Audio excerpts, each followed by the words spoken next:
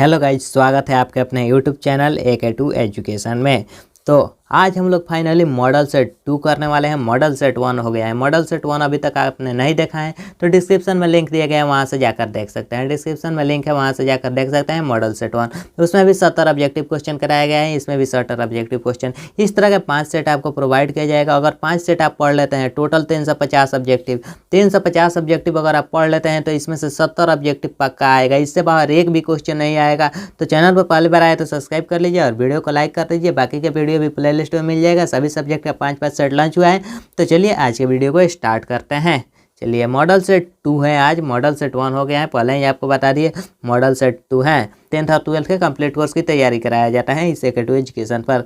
तो चलिए आज 12th बोर्ड एग्जाम के लिए मॉडल सेट 2 का फर्स्ट क्वेश्चन दिया गया है। काफ़ी VBI क्वेश्चन के साथ हम लोग शुरुआत करने वाले हैं इस सेट को। तो मॉडल सेट 2 का फर्स्ट क्वेश्चन दिया गया है, प्रतिघात का मात्रक होता है। मतलब प्रतिघात का मात्रक क्या होता है? तो प्रतिघात का मात्रक क्या होता है? ऑप्शन ए में देख सकते हैं। ऑप्शन ए में दिया गया है महो, ऑप्शन बी में ओम और ऑप्शन सी में फैराडे और ऑप्शन डी में एम्पियर दिया गया है। तो हमें बताना है कि प्रतिघात का मात्रक क्या होता है।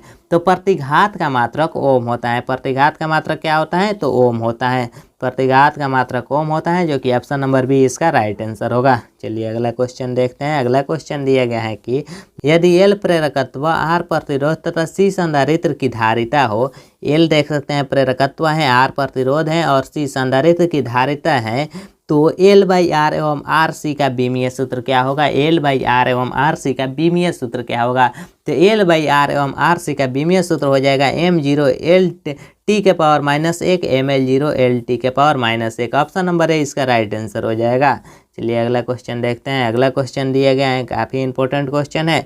किलोवाट घंटा मात्रक है। किलोवाट घंटा किसका मात्रक है?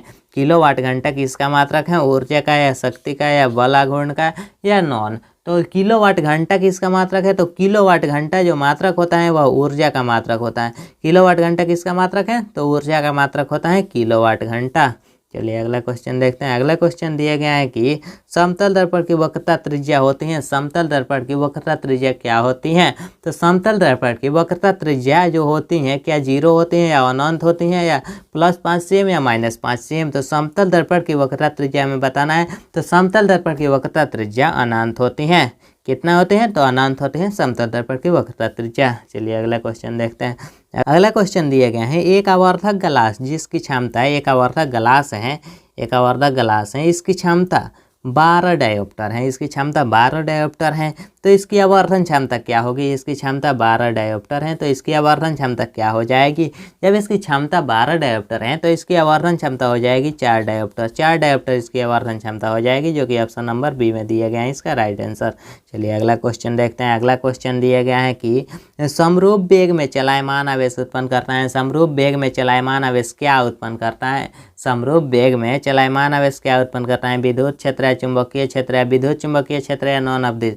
तो जो समरूप वेग में चलायमान आवेश होता है वह विद्युत चुंबकीय क्षेत्र उत्पन्न करता है। क्या उत्पन्न करता है? तो विद्युत चुंबकीय क्षेत्र। यह सभी सेट हमारे AK2 एजुकेशन के माध्यम से बनाया गया है। इस 350 में से 70 आपके एग्जाम में पक्का आएगा। 100% गारंटी दिया जाता है। कोई अगर डाउट हो, समस्या हो तो इस नंबर पर कॉन्टैक्ट कर सकते हैं। आपको स्क्रीन पर जो नंबर दिख रहा है इस पर कॉन्टैक्ट कर सकते हैं।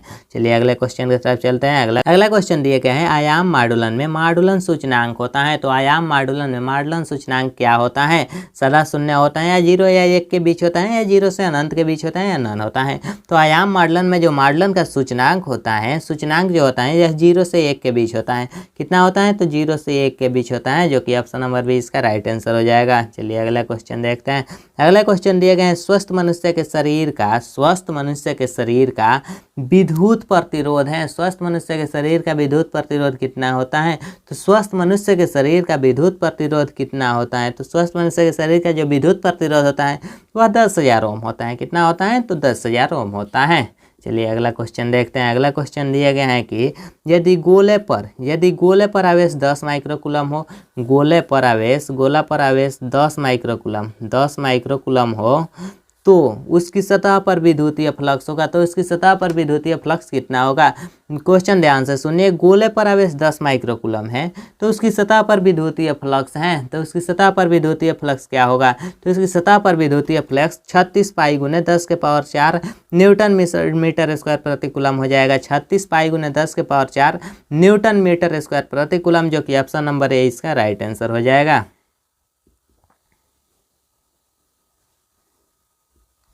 अगला क्वेश्चन दिए गए हैं नॉर गेट के लिए बूलियन व्यंजक है। नॉर गेट के लिए बूलियन व्यंजक हैं, तो हमें बताना है कि नॉर गेट के लिए बूलियन व्यंजक कौन सा है। तो नॉर गेट के लिए बूलियन व्यंजक जो होता है वह होता है a plus B equal to Y, या ऊपर क्रॉस हो जाता है तो नॉर गेट का बूलियन व्यंजक हो जाता है। और एंड गेट का क्या होता है? तो एंड गेट का a इंटू बी बराबर वाई हो जाता है।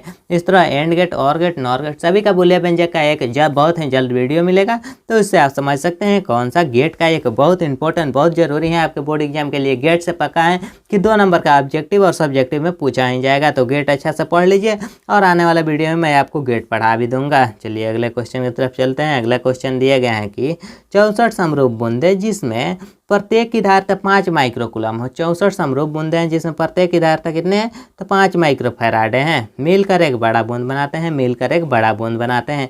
तो बड़े बूंद की धारिता क्या हो जाएगा? तो 64 समरूप बूंदे जिसमें प्रत्येक की धारिता 5 माइक्रोफैराडे है, मिलकर एक बड़ा बूंद बनाते हैं, तो बड़े बूंद का धारिता होगा वह 20 माइक्रोफैराडे हो जाएगा। 20 माइक्रोफैराडे, जो कि ऑप्शन नंबर सी इसका राइट आंसर होगा। अगला क्वेश्चन दिए गए हैं दार्शनिक संख्या 25 को दियाधारी में लिखे। दार्शनिक संख्या 25 को दियाधारी में लिखा। दियाधारी से दार्शनिक या दार्शनिक से दियाधारी एक आपके बोर्ड एग्जाम में जरूर पूछा जाएगा। तो किस तरह से लिखा जाता है, चलिए मैं आप लोगों को लिख कर दिखा देता हूँ। चलिए 25 को हमें लिखना है, तो पहले हम इसका एलसीएम निकालेंगे। 2 से करेंगे तो यहाँ 1 हो जाएगा और यहाँ 12 हो जाएगा। फिर 2 से करेंगे तो 0 हो जाएगा, फिर 6 हो जाएगा। फिर 2 से करेंगे तो फिर 0 हो जाएगा, फिर 3 हो जाएगा, फिर 2 से करेंगे तो 1 और 1 हो जाएगा। तो हमें इसे नीचे से लिखना होता है, नीचे से। तो नीचे से हम लिखेंगे तो देख सकते हैं यहाँ से ऊपर की तरफ, तो पहले हो जाएगा 1 1 0 0 1, तो यह हो जाएगा इसका दार्शनिक प्रणाली। दार्शनिक प्रणाली में यह इसका रूप हो जाएगा 11 0 0 1। तो देख सकते हैं यह ऑप्शन नंबर सी में दिए गए हैं। ऑप्शन नंबर सी में दिए गए तो इसका right answer option number C ही हो जाएगा। हमें दियाधारी में बताना है तो दियाधारी इस तरह से निकाला जाता है। चलिए अगला क्वेश्चन देखते हैं। अगला क्वेश्चन दिए गए हैं कि चुंबकशीलता की बीमा है। चुंबकशीलता की बीमा क्या होती है? तो चुंबकशीलता की बीमा होती है mlt के पावर 2i के पावर -2, mlt के पावर 2i के पावर -2। तो इसका ऑप्शन नंबर बी इसका राइट आंसर हो जाएगा। चलिए अगला क्वेश्चन देखते हैं। अगला क्वेश्चन दिया गया है मुक्त आकाश का परावैद्युतांक होता है। मुक्त आकाश का परावैद्युतांक क्या होता है? तो मुक्त आकाश का जो परावैद्युतांक होता है वह होता है 8.85 गुने 10 के पावर -12 फैराडे प्रति मीटर होता है। 8.85 गुने 10 के पावर -12 फैराडे प्रति मीटर होता है। ऑप्शन देख लीजिए, ऑप्शन नंबर सी इसका राइट आंसर हो जाएगा। रिलेटेड 2 ऑप्शन दिए जाते हैं, इससे बहुत सारे स्टूडेंट कंफ्यूजन में हो जाते हैं, तो इसका ऑप्शन नंबर सी इसका राइट आंसर हो जाएगा। पावर में देख सकते हैं -12 होगा, -9 नहीं होगा, ऑप्शन डी नहीं होगा, ऑप्शन सी इसका राइट आंसर होगा। चलिए अगला क्वेश्चन देखते हैं। अगला क्वेश्चन दिए गए हैं कि एल परिपथ का शक्ति गुणांक है। एल परिपथ का शक्ति गुणांक क्या होता है? तो एल परिपथ का जो शक्ति गुणांक होता है वह हो जाता है r/√r² + w² l² होता है। r/r² + w² l² होता है, जो कि ऑप्शन नंबर बी इसका राइट आंसर हो जाएगा। अगला क्वेश्चन दिए गए हैं जब ए मीटर को शंट किया जाता है तो इसकी माप सीमा, जब हम ए मीटर को शंट करते हैं तो उसकी माप सीमा क्या होगी? बढ़ती हैं या घटती हैं या स्थिर होती हैं? जब ए मीटर को शंट किया जाता है तो उसकी माप सीमा बढ़ती है। जब ए मीटर को शंट करेंगे तो उसकी माप सीमा बढ़ेगी, जो कि ऑप्शन नंबर ए में दिए गए हैं। माप सीमा बढ़ेगी तो ऑप्शन नंबर ए के साथ जाएंगे। ऑप्शन नंबर ए इसका राइट आंसर हो जाएगा। चलिए अगला क्वेश्चन देखते हैं। अगला क्वेश्चन दिए गए हैं जो कि 17 नंबर क्वेश्चन है। हीट स्टोन ब्रिज से मापा जाता है। हीट स्टोन ब्रिज से क्या मापा जाता है? तो हीट स्टोन ब्रिज से क्या मापा जाता है? उच्च प्रतिरोध या निम्न प्रतिरोध, उच्च एवं निम्न दोनों, या विभवांतर। तो हीट स्टोन ब्रिज से जो मापा जाता है वह निम्न प्रतिरोध मापा जाता है। हीट स्टोन ब्रिज से क्या मापा जाता है? तो निम्न प्रतिरोध मापा जाता है, जो कि ऑप्शन नंबर बी इसका राइट आंसर हो जाएगा।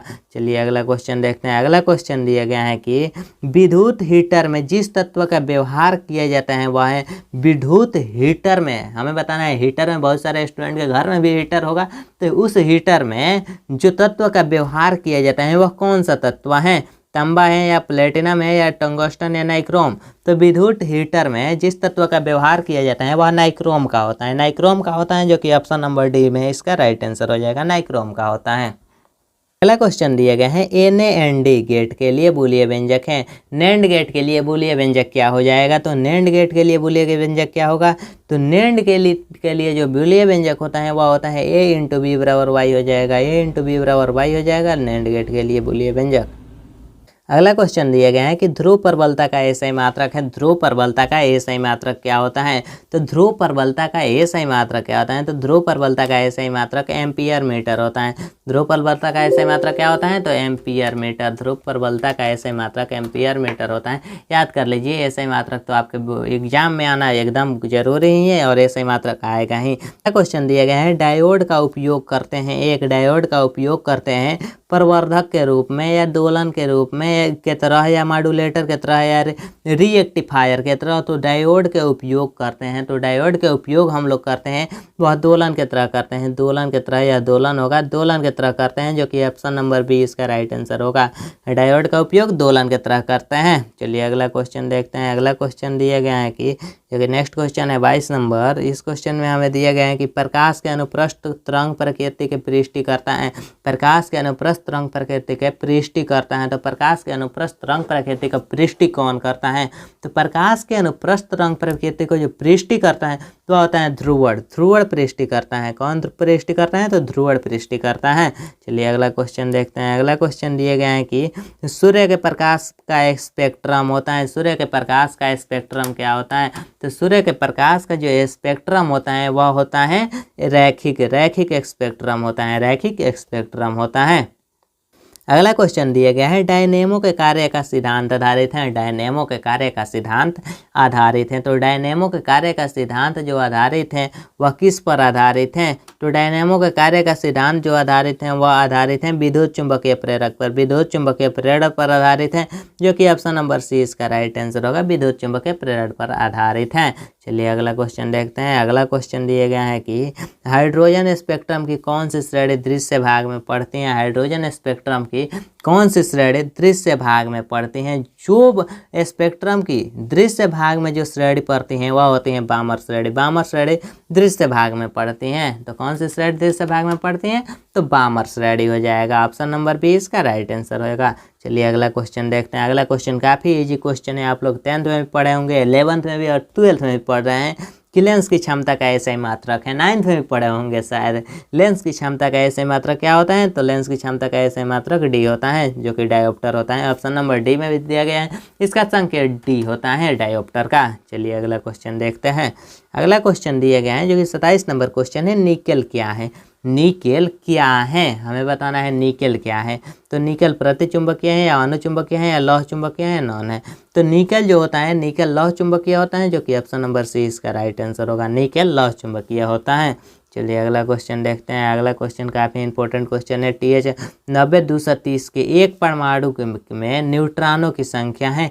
इसके एक परमाणु में न्यूट्रॉनों की संख्या हमें निकालना है। तो न्यूट्रॉनों की संख्या कैसे निकाला जाता है आप लोग नहीं सीखा तो देख सकते हैं वीडियो, उससे में आप लोगों को बताया गया है कि न्यूट्रॉनों की संख्या कैसे निकाला जाता है। तो इसका जब हम न्यूट्रॉनों की संख्या निकालेंगे तो न्यूट्रॉनों की संख्या हो जाएगा 140। 140 इसका राइट आंसर होगा, जो कि ऑप्शन नंबर बी होगा। अगला क्वेश्चन दिए गए हैं एक प्रत्यावर्ती धारा की शिखर वोल्टता 440 वोल्ट है। प्रत्यावर्ती धारा की शिखर वोल्टता कितना है? तो 440 वोल्ट है। तो इसकी आभासी वोल्टता क्या होगी? तो इसकी आभासी वोल्टता क्या होगी? हमें इसकी आभासी वोल्टता बताना है। तो इसकी आभासी वोल्टता क्या होगी? तो इसकी आभासी वोल्टता हो जाएगी 220√2 वोल्ट। 220√2 वोल्ट हो जाएगी, जो कि ऑप्शन नंबर सी इसका राइट आंसर होगा। चलिए अगला क्वेश्चन देखते हैं। अगला क्वेश्चन दिया गया है कि एक स्टेट कूलम बराबर होता है। एक स्टेट कूलम बराबर कितना कूलम होता है? तो एक स्टेट कूलम बराबर होता है 3 × 10⁻9 कूलम। 3 × 10⁻9 कूलम होता है एक स्टेट कूलम बराबर, जो कि ऑप्शन नंबर ए इसका राइट आंसर हो जाएगा।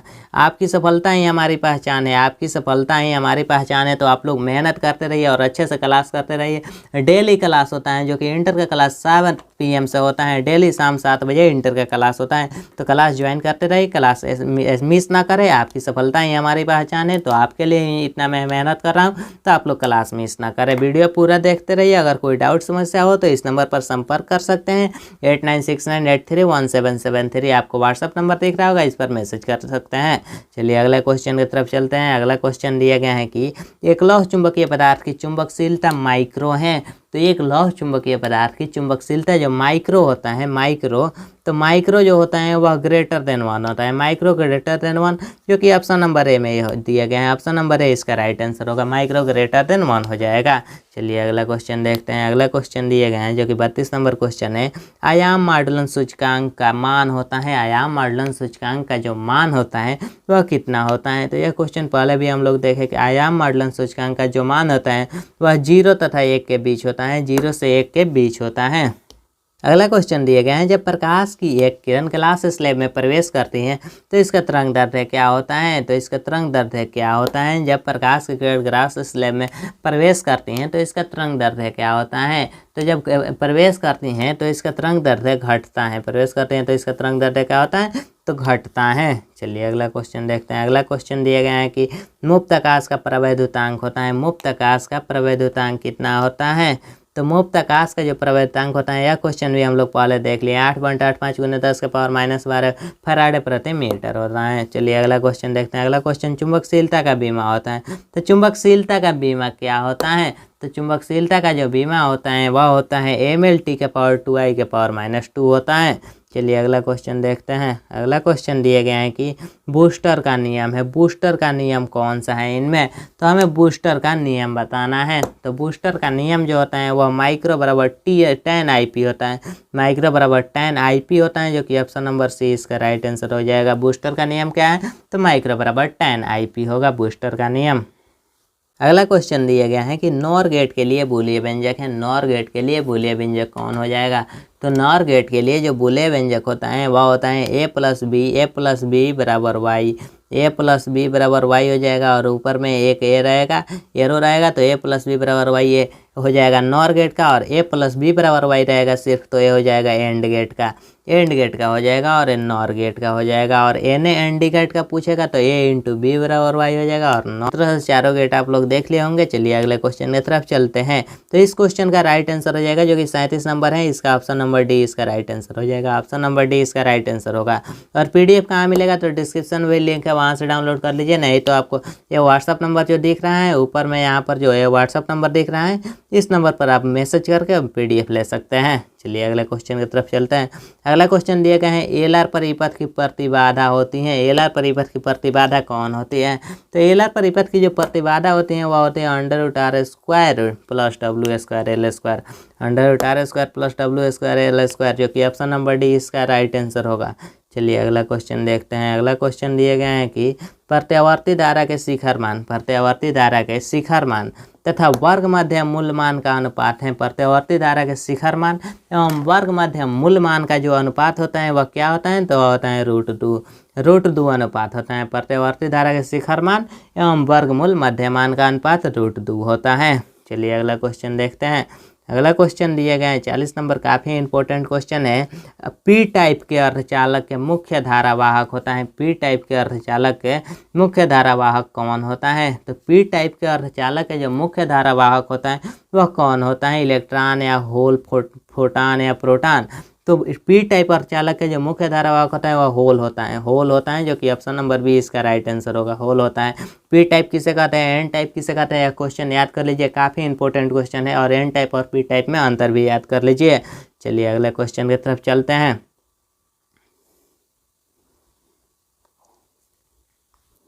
अगला क्वेश्चन दिए गए हैं, बीटा किरणें विक्षेपित होती हैं, बीटा किरणें विक्षेपित होती हैं। तो बीटा किरणें किससे विक्षेपित होती हैं, ऑप्शन ए में गुरुत्वाकर्षण क्षेत्र से, ऑप्शन बी में चुंबकीय क्षेत्र से, ऑप्शन सी में विद्युतीय क्षेत्र से, और ऑप्शन डी में दिए गए हैं बी और सी दोनों, मतलब चुंबकीय क्षेत्र और विद्युतीय क्षेत्र दोनों से विक्षेपित होती हैं। तो बीटा किरणें किससे विक्षेपित होती हैं हमें बताना है। तो बीटा किरणें जो विक्षेपित होती हैं वह चुंबकीय क्षेत्र एवं विद्युतीय क्षेत्र दोनों से विक्षेपित होती हैं। तो ऑप्शन नंबर डी इसका राइट आंसर हो जाएगा, बी और सी दोनों इसका सही ऑप्शन है। तो ऑप्शन नंबर डी में बी और सी दोनों दिए गए हैं, तो ऑप्शन नंबर डी इसका राइट आंसर होगा। चलिए अगला क्वेश्चन देखते हैं। अगला क्वेश्चन दिए गए हैं कि एक प्रत्यावर्ती विद्युत धारा का समीकरण, एक प्रत्यावर्ती विद्युत धारा का समीकरण दिए गए हैं, I = 0.6 sign, I = 0.6 sign 100 πt दिए गए तो से निरूपित है। तो विद्युत धारा की आवृत्ति हो गए, तो विद्युत धारा की हमें आवृत्ति बताना है। तो इसका आवृत्ति हो जाएगा 50 इसकी आवृत्ति हो जाएगा। चलिए अगला क्वेश्चन देखते हैं। अगला क्वेश्चन दिए गए हैं जो कि 43 नंबर क्वेश्चन है। एक आवेशित चालक के सतह के किसी बिंदु पर विद्युतीय क्षेत्र की तीव्रता क्या होती है? कि एक आवेशित चालक के सतह के किसी बिंदु पर विद्युतीय क्षेत्र की तीव्रता क्या होती है? तो विद्युतीय क्षेत्र की जो तीव्रता होती है वह क्या होती है? तो विद्युतीय क्षेत्र की जो तीव्रता होती है वह सतह के लंबवत होती है। क्या होती है? तो सतह के लंबवत होती हैं, जो कि ऑप्शन नंबर बी इसका राइट आंसर हो जाएगा। अगला क्वेश्चन दिया गया है कि लेंज का नियम संबद्ध है। लेंज का नियम किससे संबद्ध है? आवेश से, द्रव्यमान से, ऊर्जा से, संवेग के संरक्षण सिद्धांत से। तो जो लेंज का नियम संबद्ध है यह ऊर्जा से संबद्ध है। किससे संबद्ध है? तो ऊर्जा से संबद्ध है लेंज का नियम।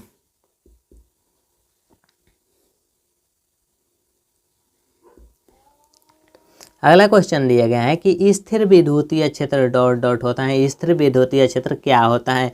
संरक्षी या असंरक्षी, या संरक्षी प्लस असंरक्षी होता है, या नॉन होता है? तो स्थिर विद्युतीय क्षेत्र जो होता है वह संरक्षी होता है। क्या होता है? तो संरक्षी होता है, जो कि ऑप्शन नंबर है इसका राइट आंसर होगा।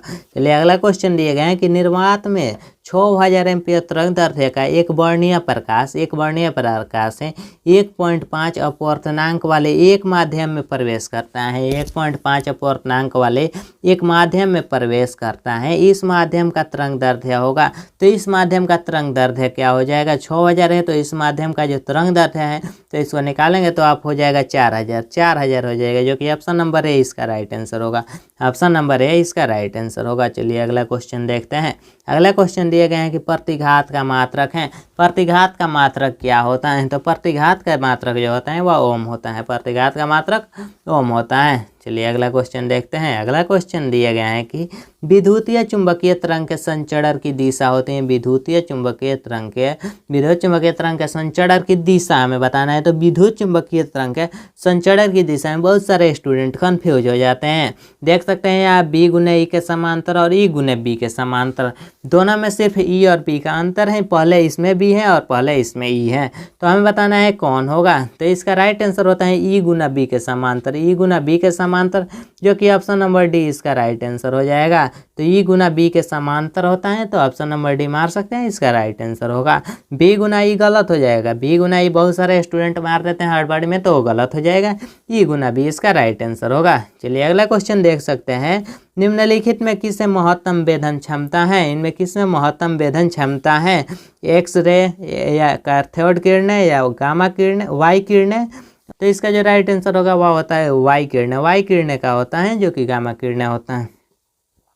अगला क्वेश्चन दिए गए हैं लैम्डा तरंग दैर्ध्य वाले फोटॉन की ऊर्जा है। लैम्डा तरंग दैर्ध्य वाले फोटॉन की ऊर्जा क्या होती है? तो लैम्डा तरंग दैर्ध्य वाले जो फोटॉन की ऊर्जा होती है वह hc/λ होती हैं। hc/λ होती हैं। लैम्डा तरंग दैर्ध्य वाले फोटॉन की ऊर्जा क्या होती है? तो hc/λ होती हैं, जो कि ऑप्शन नंबर बी इसका राइट आंसर हो जाएगा। चलिए अगला क्वेश्चन देख सकते हैं। ऑप्टिकल फाइबर किस सिद्धांत पर काम करता है? ऑप्टिकल फाइबर जो होता है यह किस सिद्धांत पर काम करता है? ऑप्टिकल फाइबर प्रकीर्णन पर या अपवर्तन पर या वर्ण विषय पर या पूर्ण आंतरिक परिवर्तन पर? तो ऑप्टिकल फाइबर काफ़ी इंपॉर्टेंट क्वेश्चन है। यह किस सिद्धांत पर काम करता है? तो पूर्ण आंतरिक परिवर्तन के सिद्धांत पर काम करता है, जो कि ऑप्शन नंबर डी इसका राइट आंसर हो जाएगा। काफ़ी VBI क्वेश्चन है, या तो आपके एग्जाम में एकदम 100% में गारंटी देता हूँ कि पूछा जाएगा आपके बोर्ड एग्जाम में। तो चलिए अगले क्वेश्चन की तरफ चलते हैं। अगला क्वेश्चन दिए गए हैं कि पिया घूर्णमाला एक विद्युत द्विध्रुव ई तीव्रता वाले विद्युतीय क्षेत्र में रखा जाए तो उस पर लगने वाला टार्क होगा। तो उस पर लगने वाला टार्क क्या हो जाएगा? क्वेश्चन ध्यान से सुनिए।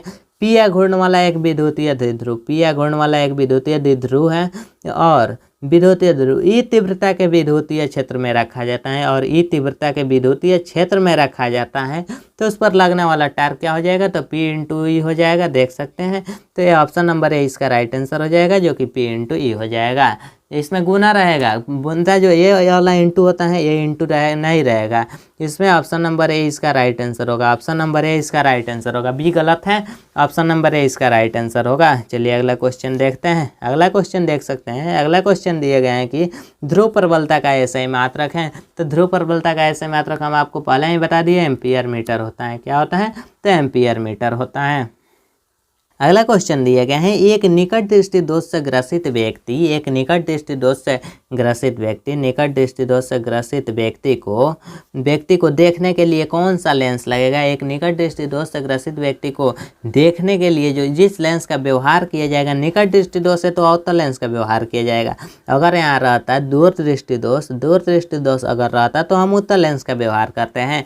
तो यहाँ दिया गया है निकट दृष्टि दोष से ग्रसित है तो उनके लिए अवतल लेंस का प्रयोग करेंगे, जो कि ऑप्शन नंबर बी इसका राइट आंसर हो जाएगा, अवतल लेंस। चलिए अगला क्वेश्चन देखते हैं। अगला क्वेश्चन काफ़ी इंपॉर्टेंट क्वेश्चन है कि पेक्स का अर्थ है। पेक्स का अर्थ क्या होता है, तो पेक्स का अर्थ होता है पेक्सिमाइल टेलीग्राफी। पेक्स का अर्थ क्या होता है, तो पेक्सिमाइल टेलीग्राफी होता है, जो कि ऑप्शन नंबर बी इसका राइट आंसर हो जाएगा। चलिए अगला क्वेश्चन देख सकते हैं कि विद्युतीय परिपथ में किसी बिंदु पर सभी धाराओं का बीजगणितीय योग क्या होता है।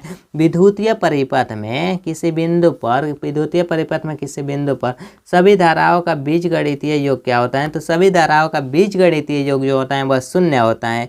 क्या होता है, तो शून्य होता है सभी धाराओं का बीजगणितीय योग। अगला क्वेश्चन दिए गए हैं, बहुमूल्य नगों की पहचान में कौन सहायक होता है। बहुमूल्य नगों की पहचान में कौन सहायक होता है, पराबैंगनी किरणें या अवरक्त किरणें या एक्स किरणें या नॉन होता है। तो बहुमूल्य नगों की पहचान में कौन सहायक होता है, तो बहुमूल्य नगों की पहचान में जो सहायक होता है वह पराबैंगनी किरणें होती हैं। पराबैंगनी किरणें सहायक होती हैं बहुमूल्य नगों के पहचान में। तो बहुमूल्य नगों के पहचान में सहायक होते हैं पराबैंगनी किरणें, जो कि ऑप्शन नंबर ए इसका राइट आंसर हो जाएगा। अगला क्वेश्चन देख सकते हैं। अगला क्वेश्चन दिए गए हैं, प्रकाश के वेग महत्तम होता है। तो प्रकाश के वेग किस में महत्तम होता है, हमें बताना है प्रकाश के वेग किस में महत्तम होता है, हवा में होता है या कांच में या पानी में या निर्वात में। तो प्रकाश का वेग जो महत्तम होता है वह निर्वात में महत्तम होता है। निर्वात में प्रकाश का वेग महत्तम होता है। जानते हैं निर्वात में प्रकाश का वेग बहुत ही ज़्यादा होता है तो महत्तम होता है। चलिए अगला क्वेश्चन देखते हैं। अगला क्वेश्चन दिया गया है कि किसका अपवर्तनांक सबसे अधिक होता है। या फिजिक्स का VVI क्वेश्चन है 10th क्लास का भी VVI क्वेश्चन है कि किसका अपवर्तनांक सबसे अधिक होता है। या क्वेश्चन भी बनाकर भी हम लोग पढ़े हैं कि फिजिक्स में किसका अपवर्तनांक सबसे अधिक होता है। तो जिसका अपवर्तनांक सबसे अधिक होता है वह है हीरा। हीरा का अपवर्तनांक सबसे अधिक होता है। क्वेश्चन दिया गया है कि अगला क्वेश्चन देख सकते हैं। अगला क्वेश्चन दिया गया है कि टॉमसन विधि द्वारा ज्ञात किया जाता है कि इलेक्ट्रॉन का आवेश तथा द्रव्यमान का अनुपात टॉमसन विधि द्वारा क्या क्या ज्ञात किया जाता है, तो आवेश का द्रव्यमान का अनुपात ज्ञात किया जाता है, जो कि ऑप्शन नंबर डी इसका राइट आंसर हो जाएगा। ऑप्शन नंबर डी इसका राइट आंसर हो जाएगा। चलिए अगला क्वेश्चन देख सकते हैं। अगला क्वेश्चन दिए गए हैं कि प्रकाशीय तंतु का सिद्धांत है। प्रकाशीय तंतु का सिद्धांत कौन सा है, प्रकाशीय तंतु का सिद्धांत कौन सा होता है, तो प्रकाशीय तंतु का जो सिद्धांत होता है वह आप देख सकते हैं। प्रकाशीय तंतु का सिद्धांत पूर्ण आंतरिक परिवर्तन होता है। कौन होता है, तो पूर्ण आंतरिक परिवर्तन, जो कि ऑप्शन नंबर सी इसका राइट आंसर हो जाएगा।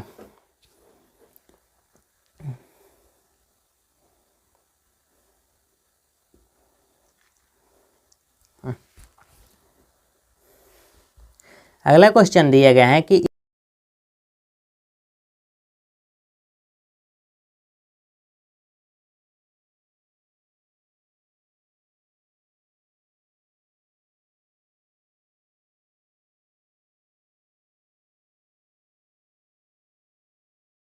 चलिए अगला क्वेश्चन देख सकते हैं। माइक्रोनॉट ऑप्सिनॉट 1/2 की बीमाएँ हैं। माइक्रोनॉट ऑप्सिनॉट 1/2 की बीमाएँ क्या हैं, तो माइक्रोनॉट ऑप्सिनॉट 1/2 की जो बीमाएँ होती हैं वह LT के पावर -1 होती हैं।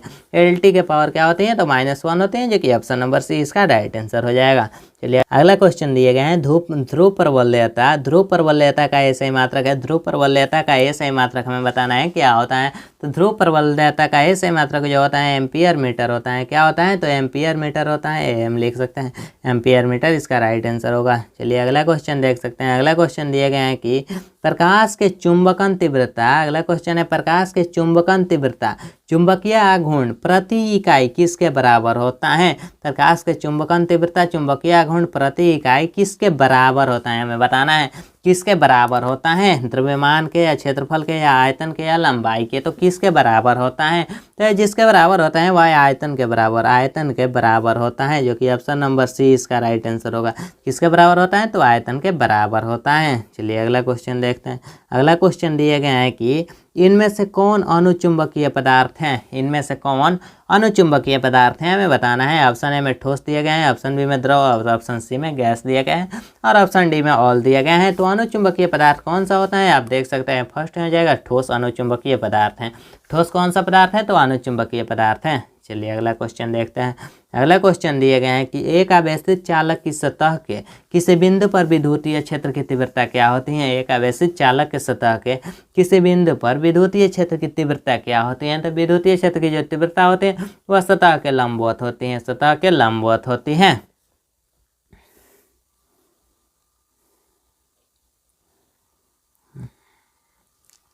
अगला क्वेश्चन दिए गए हैं कि आदर्श वोल्ट मीटर का प्रतिरोध होता है। आदर्श वोल्ट मीटर का प्रतिरोध क्या होता है, तो आदर्श वोल्ट मीटर का प्रतिरोध शून्य नहीं होता है।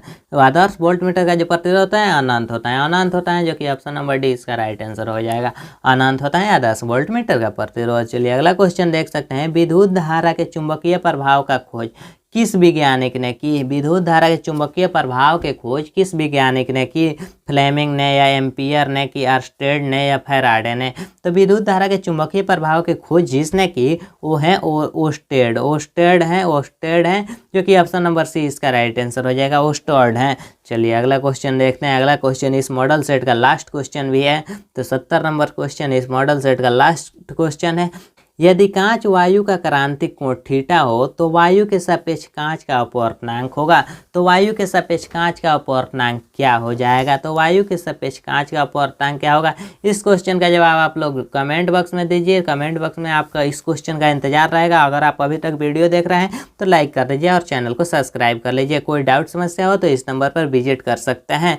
ये व्हाट्सअप नंबर है, इस पर व्हाट्सअप कर सकते हैं। कोई क्वेश्चन समझ में ना आए तो उसका स्क्रीनशॉट मारकर इस व्हाट्सअप नंबर पर भेजकर दोबारा से पूछ सकते हैं। दोबारा आपको स्पेशल समझा दिया जाएगा किस तरह से या ऑब्जेक्टिव होगा सोल्व।